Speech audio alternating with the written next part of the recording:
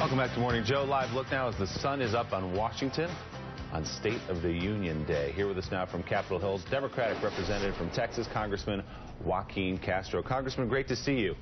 Good morning. Thanks for having me. It's good you're here. Actually, I want to pick up on the conversation we're just having before the break about immigration. Chuck Todd going through the NBC Wall Street Journal poll saying that issue, at least to most Americans, is not at the center of their lives and not a priority for most people.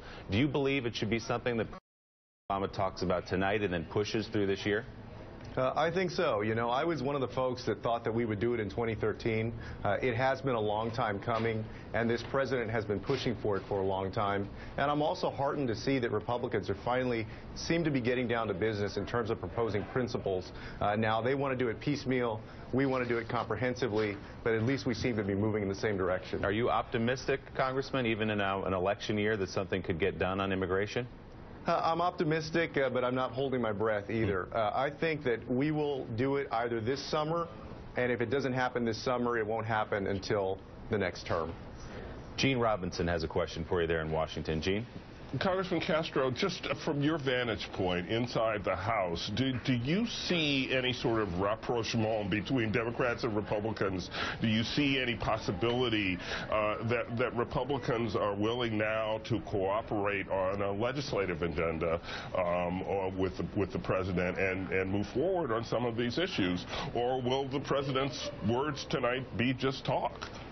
Well, I do think that the budget agreement at the end of the year, the end of last year, and then the omnibus bill early this year have helped create some momentum for the two parties to work together. And, Gene, I do see some openings there, not only on immigration, but also on criminal justice reform. I agree with Joe Scarborough that if Democrats, what the president should do is really put the pressure on for raising the minimum wage. And I do think that that will bring Republicans to the table on the minimum wage issue.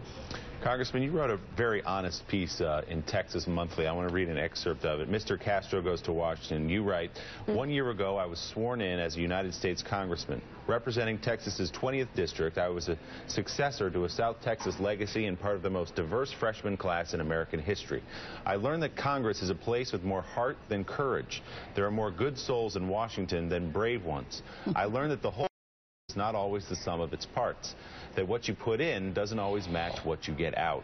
All 535 of us can be individually busy. We routinely work 12-hour days, yet together we often wind up producing very little. Have you been frustrated, Congressman, in your 12 months there?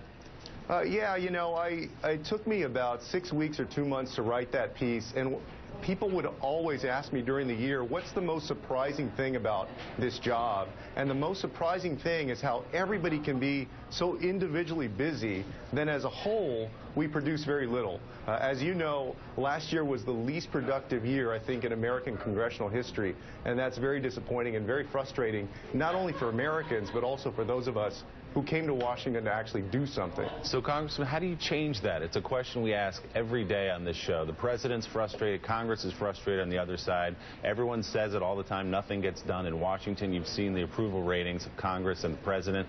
How do you change that culture? Can it be changed?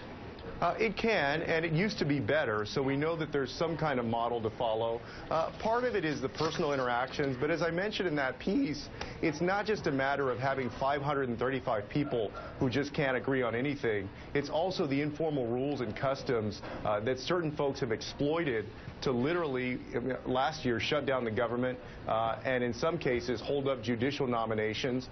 So some of those informal rules also have to be looked at. The Senate, as we know, revamped their filibuster rules, and I think if this continues, I think you'll see some of those long-standing rules continue to change. Well, let's hope the culture changes. Congressman Joaquin Castro, Democrat of Texas, always good to see you. Thanks so much.